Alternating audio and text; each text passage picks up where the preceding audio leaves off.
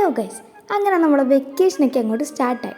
അതുകൊണ്ട് തന്നെ വെക്കേഷന് പ്രത്യേക ഡേ ഇൻ മൈ ലൈഫ് കാണിച്ചു തരാം. വാ, വെക്കേഷൻ ആയതുകൊണ്ടും പ്രത്യേകിച്ച് പരിപാടിയൊന്നും ഇല്ലാത്തതുകൊണ്ട് നമ്മളൊരു ഉച്ച സമയത്ത് എണീച്ചു ഇറങ്ങി വന്ന് നോക്കിയപ്പോൾ അപ്പുറത്തെ മിനിയാൻ്റിയുടെ വീട്ടിൽ കുറേ ചാമ്പയ്ക്ക് ഇങ്ങനെ പിടിച്ചിരിക്കുന്നു.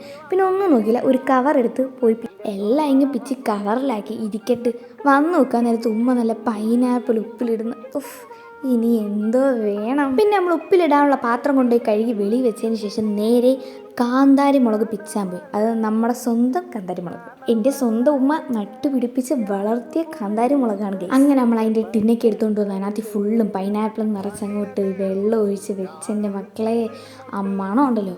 പിന്നെ നമുക്ക് കുറച്ച് അല്ലറ ചില്ലറ പണികളുണ്ടായിരുന്നു. തൂക്കണമായിരുന്നു, വെള്ളം ഒഴിക്കണമായിരുന്നു. അപ്പോഴത്തേക്ക് ചോറുണ്ണ സമയം. ഇനി നമുക്ക് നല്ല ഉച്ചയൂണ് കഴിക്കാം. അങ്ങനെ നല്ല തൈരും കൂട്ടി ചോറ് കഴിച്ചതിന് ശേഷം വന്ന് നോക്കിയപ്പോഴത്തേക്ക് എല്ലായിടും ഉമ്മ ചെടി കൊണ്ട് നിറച്ച് വെച്ചേക്കുക.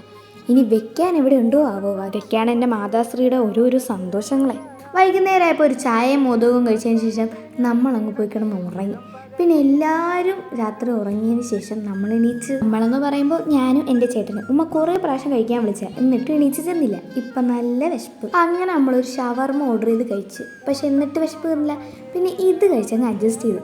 സോ ഇന്നത്തേക്ക് ഇത്രയേ ഉള്ളൂ. ബൈ.